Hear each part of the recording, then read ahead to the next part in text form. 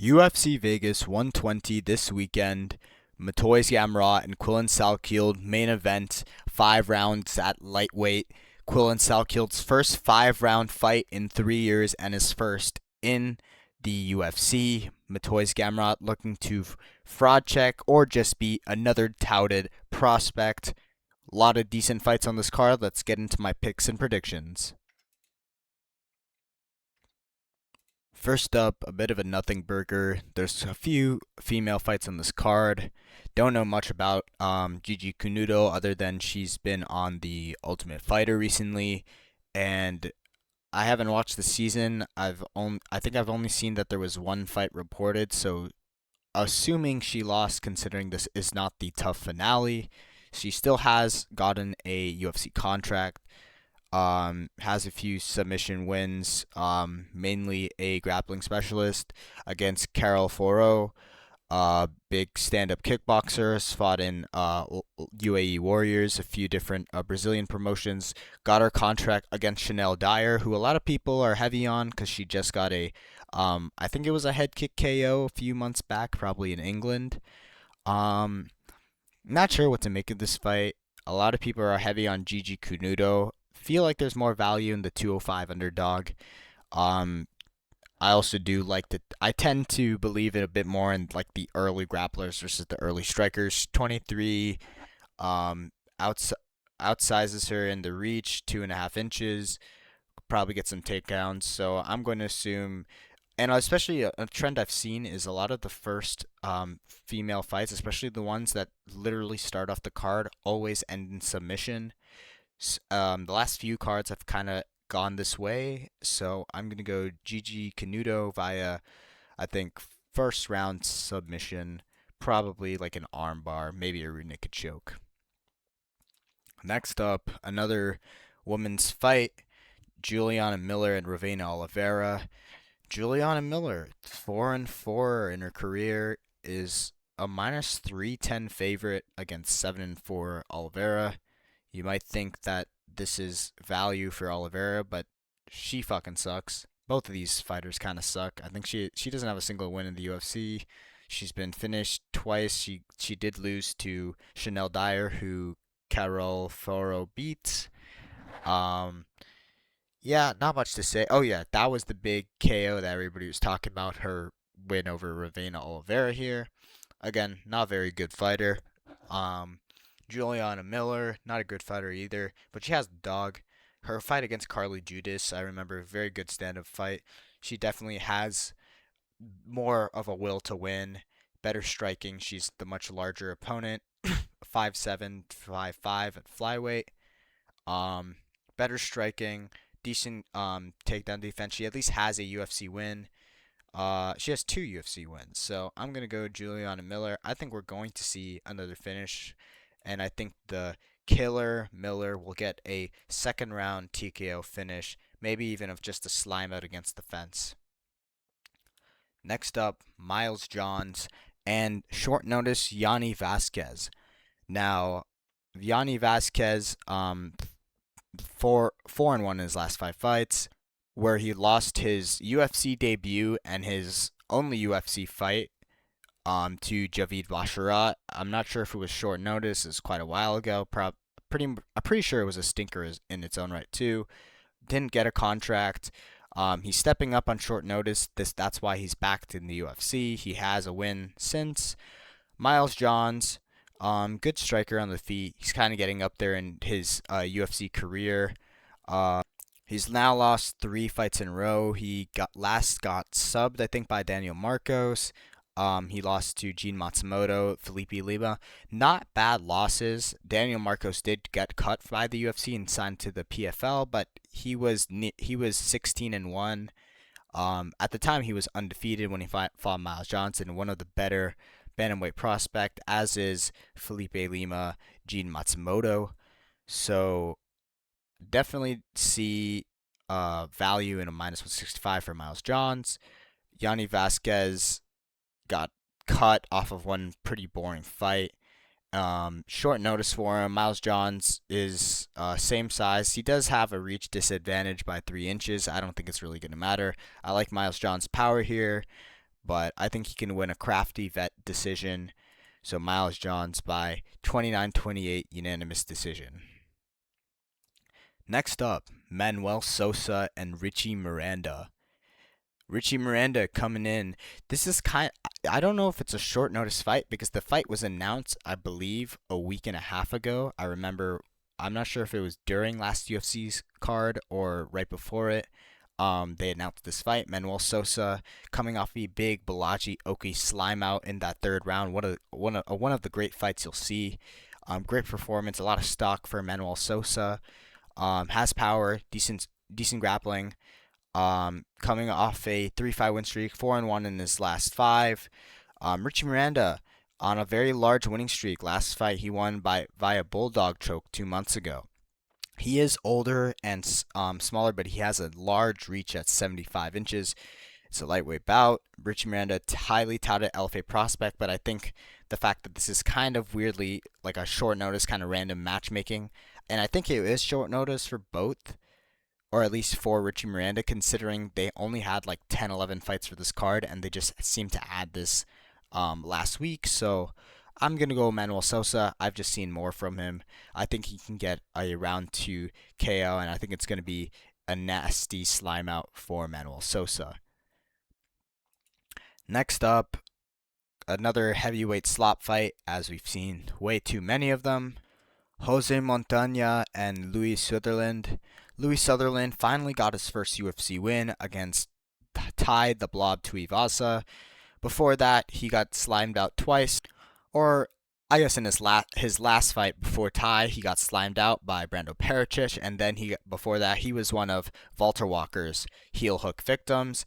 He was on a decent win streak beforehand and kind of a no-name promotion. Jose Montaña 6-1 in his career, 3-5 win streak, 4-1 in his last 5. He is the larger striker, and he's very well versed in the grappling. But Louis Sutherland is also a heavy wrestler and grappler, definitely on some type of roids before he got to the UFC.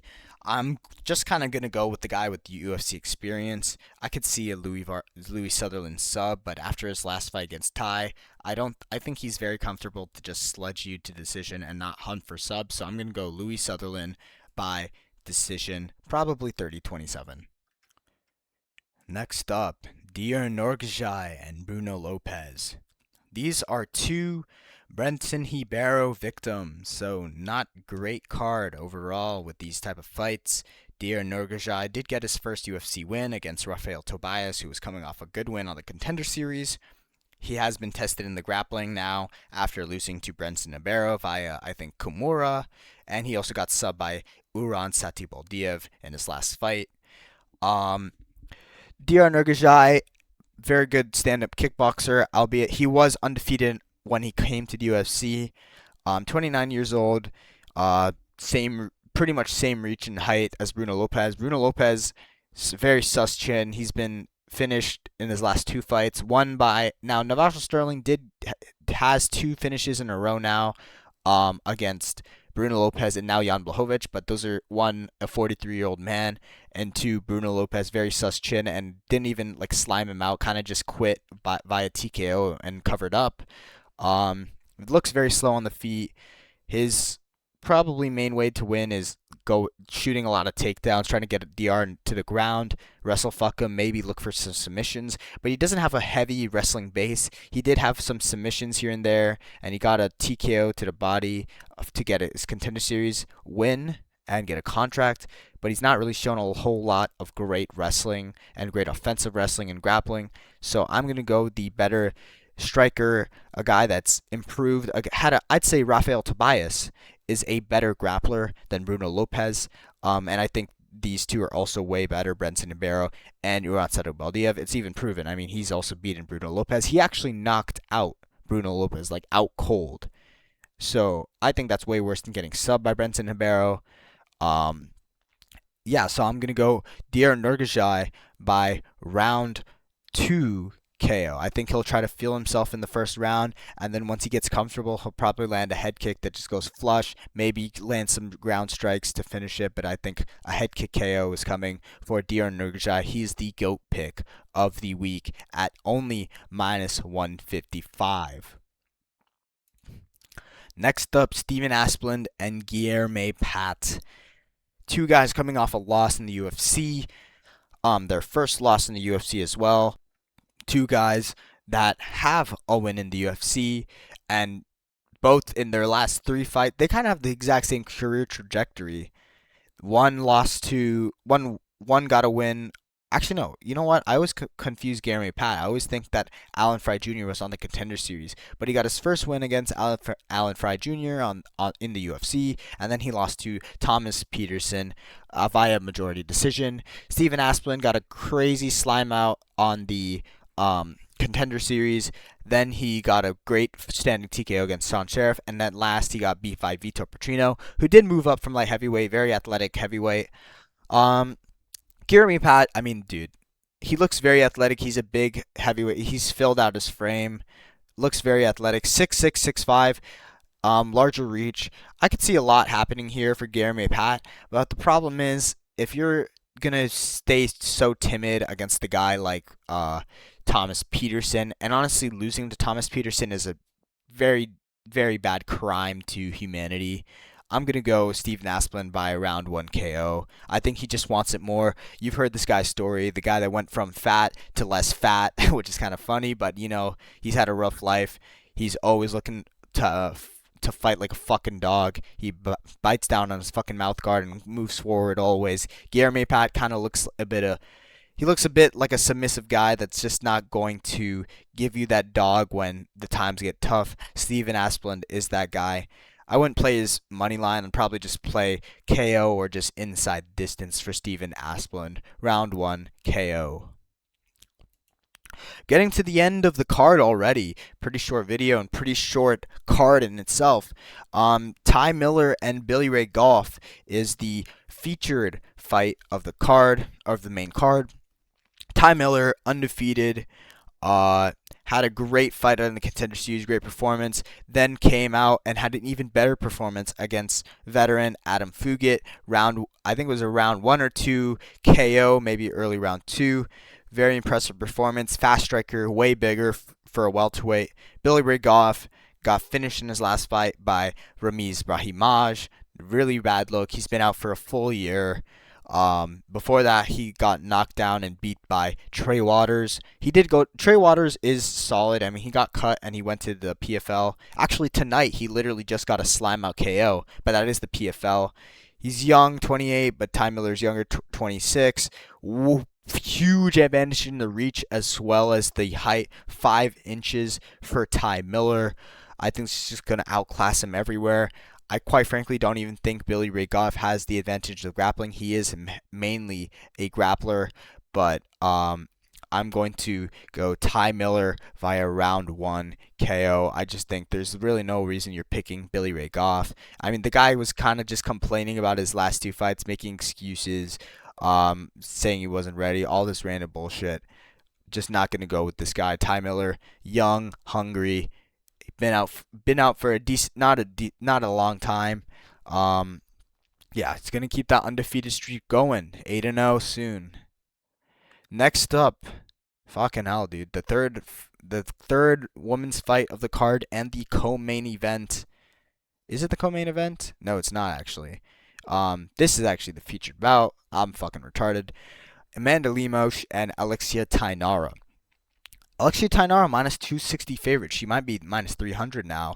Very big favorite. People are heavily underlooking at Amanda Lemos. Alexia Tainara is not undefeated, but she has a very long winning streak, undefeated in the UFC. Last win coming over short notice, Bruna Brazil. Beat Loma Lukbunmi. Subbed Molly McCann in her retirement fight. Overall, a very lay and pray kind of lay on you, hold you to the cage, not really looking for a lot of subs. Amanda Lemos, nearly 40 years old, similar height, pretty similar reach, 2-inch advantage for Alexia Tainara. Won't really mean much because she is a heavy wrestling grappler. I honestly think here Amanda Lemos is heavily underlooked. If you look at her losses and her recent fights and even her wins, she's only lost to really good submission heavy grapplers, and she has decent takedown defense. People forget that she has good takedown defense. She just seems to want to engage in the grappling, and then she fucks herself over. Now, obviously, you'd assume, hey, if she does that, why won't she do it here? Well, the main thing is, Alexia Tainara isn't a super sub heavy fighter. She's somebody that kind of lays in praise. The other fighters that Lemos has gotten sub by, she didn't get sub by Jillian Robertson, but that was, I think, way more dangerous than Tainara. She's also bigger. Tatiana Suarez, way more dangerous with the sub attempts, and she had a pretty competitive fight with Tatiana Suarez. It was 29-28 to Tatiana, but she still took a round off of Jillian Robertson, I think. Was doing decent against Verena Yonderova, but then again, she engaged in that grappling when she shouldn't. She did beat Yasmin Lucindu, who I think is a better striker and decent grappler, probably would be Tainara, and she also has a win over the current strawweight champion. Whatever you think of her, Mackenzie Dern is still very elite grappler, has a lot of sub wins, always looking for that sub. Okay, striking. Amanda Lemos outclassed her on the feet. She may be 39 years old, but she's still kicking. I think her being the same size is a great advantage for Lemos because she'll be able to defend the takedowns, get a good underhook against the cage, maybe split it up, get some good strikes against the cage as well again, and get a crafty 29-28 decision to possibly end her career. I mean, she's 39 years of age. She's probably not touching a title anytime soon. I think if she is going out, she's probably going out on a win, and this is probably what it's going to be for Amanda Lemos via decision. Next up, oh, dude, okay, maybe I kind of hated too much because this I think is the actual featured bout. Darren Elkins retirement fight near his hometown. This guy, it's not even his hometown. His hometown is Sacramento, and the Sacramento card is next week. Darren Elkins and Yadir Del Valle. Yadir Del Valle coming off two very bad fights. Won the fight with Isaac Delgarian, which was heavily rumored to be rigged. Isaac Delgarian was later cut because there was an FBI investigation over him throwing the fight. Yadir Del Valle went into the Jordan Levitt fight a huge favorite at UFC Houston and got grapple fucked for 3 rounds. Literally just pulled random guillotines whenever he could. None of them were good attempts, and he kind of just gave up. Was telling his corner, oh, the guillotines aren't working, the sub attempts aren't working. And he kind of just didn't do anything, kind of just wilted. And I think, obviously, Darren Elkins, 42 years old, coming off a really bad loss to Julian Erosa. People are going to say, oh, Julian Erosa, but Julian Erosa was on a 2-fight win streak, and losing to Laren Douglas. I'm getting sidetracked, but losing Laren Douglas doesn't mean you're necessarily bad. Darren Elkins is a guy you need to do damage against, all right? To beat a guy like Darren Elkins, you need to be able to do damage, and Yadir Levi is incapable of doing damage. I'm very 50-50 on this pick, but Darren Elkins is also bigger. He has a 1-inch height advantage, only a 2-inch reach advantage, but it's way better for him because he's a nasty striker, does a lot, again, unironically, does a lot of damage on the feet, does a lot of damage on the ground, he has good sub attempts. He's a guy that has fun fights. He's looking to go out on bang. This is confirmed to be his last professional fight in MMA, probably his last professional fight as a mixed martial artist. So I see Darren Elkins looking to make a big statement, show the people that he's still there. He's just leaving before the worst can get to him. 42 years old, but fucking 25 years young. Always Darren Elkins, the damage. We're riding with the fucking one of the most exciting lightweights or featherweights we've ever seen. Darren Elkins via round 2 KO. I think he's going to make Yadir Del Valle quit. Yadir has always wilted. He doesn't have a lot of dog, doesn't have a lot of a finishing threat, not a great striker by any means, not a great grappler by any means. I think he'll probably get a few guillotine sub attempts, and once those miss, he's just going to give up. Darren Elkins by round 2 TKO. Next up, finally, the co-main event. Billy Quarantillo returns after a 17-month layoff, and Diego Ferreira returns after getting KO'd by Alexander Hernandez. Two guys coming off very bad losses, two guys on two fight losing streaks, but I think Billy Quarantillo's is much worse. A lot of people are on Billy Quarantillo. Um, I didn't even realize the way people talking about it. I thought Billy Quarantillo was like pick'em, but he is slightly an underdog by good reason, in my opinion. He may be 4 years younger, but he's still 37 years old. Not a lot bigger. Huge reach advantage, 4 inches for Diego Ferreira. 74 inches at lightweight is pretty crazy for reach. Just a lot more finishing upside for Diego Ferreira. Guy's a fast striker with power, has decent grappling, decent takedown defense. Quarantillo kind of has been more of a dog fighter, and he's struggled a lot at featherweight with a lot less power punchers. He is obviously moving up, so maybe he'd hope that his chin holds up better. But Diego Ferreira has different power, even for just a lightweight. Billy Quarantillo, a 17-month break, especially after getting flatline KO'd by another 43-year-old, I think, in Cub Swanson. Really bad. Just inexplicably bad. You do not want to be taking that long a layoff coming into what's also maybe your own retirement fight. Moving up division, just not a great look. He has fought at lightweight before, but he's been mainly a featherweight guy. Yeah, got subbed by Yusuf Salal. He's on a two-fight finish, losing by finish streak. I think just too perfect for Diego Ferreira. I think people are overthinking their picks on Billy Quarantillo. In my opinion, if I had to pick a sucker dog, it would be Billy Quarantillo.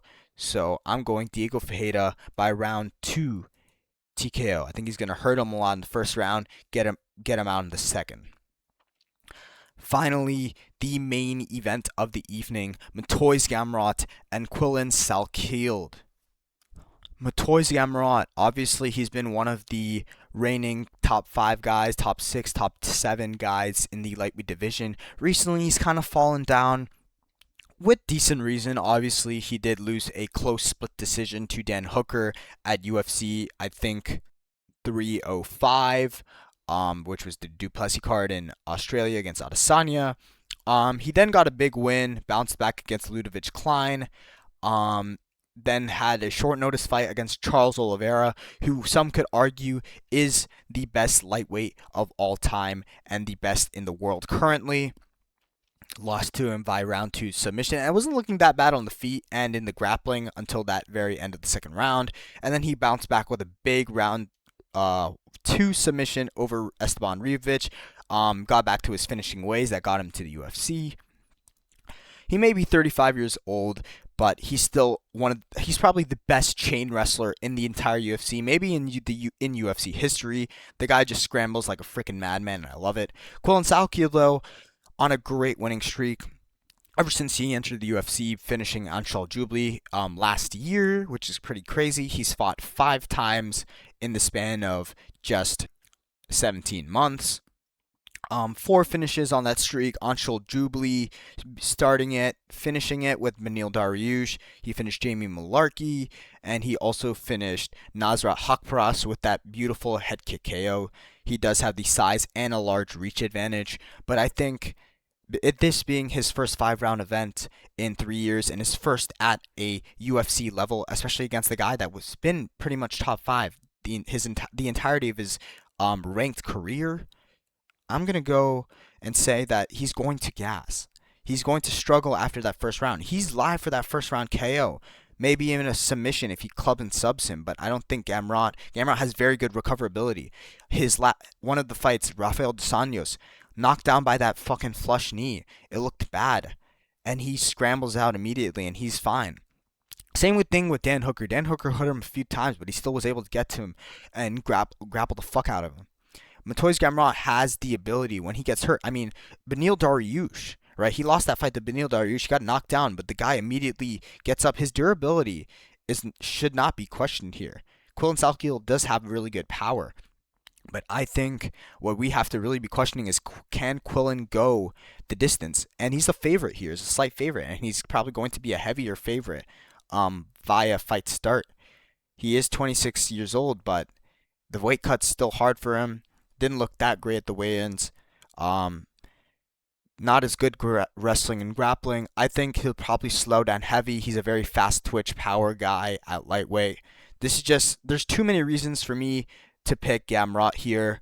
I think stylistically this works for him. A guy that's not a heavy wrestler, his takedown defense isn't great. This guy got taken down by Jamie Malarkey. Struggled with Yanal Ashmush on the ground as well, the Jewish fighter that was cut.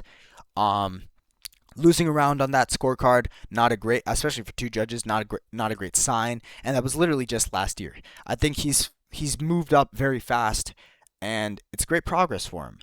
But I think it's all too soon. I mean, Beneil Dariush, he just fought 3 months ago, very recently. I think it's just all too soon for Quillen Salkilld, and he'll probably bounce back after this. But this is going to be a second professional loss and his first in the UFC. Mateusz Gamrot via decision. I think maybe he'll drop the first round, and then he'll get a crafty 49-46. It'll just be a sludgefest. It'll take him down endlessly. I've seen people say, oh, Gamrot by sub, but unless Quillen is heavily gassed, which I don't think so. Quillen's probably coming into this fight as well, thinking he probably needs a KO, but he's not going to pressure the whole time just to preserve his gas tank. And a lot of guys that do that, a lot of guys with that fast twitch that need that early KO or that early finish, that kind of try to preserve themselves, they kind of just lose their way of fighting. They're kind of out of rhythm, and I think Quillen Salkilld is going to find himself in that space. Mateusz Gamrot just going to flow. It's in the apex, so there's less area for him to circle out. Easier for Gamrot to get takedowns. This guy was a demon in the apex, just getting takedowns left and right, especially at the cage. Great chain wrestling. I think I've said enough. I've repeated myself a few times. I apologize, but I think Gamrot is heavily underlooked here, and I'm going Mateusz Gamrot via decision. Those are my picks and predictions for this card. Not a great card overall. Probably going to skip through the first like 5 fights and then get on to the main card. Hopefully Gamrot gets it done. I'd hope Gamrot gets it done just for, in my opinion, a bit more of the legitimacy of the top 10, top 8, because I'm not a big fan of these really flashy strikers all the time just rushing in, and I want Quillen to be able to develop, and I think he can be something maybe in the next few years, maybe even just bouncing back right after this fight. Thank you for watching this video. Hopefully you guys have some great picks overall. This is Sean Goatland signing out.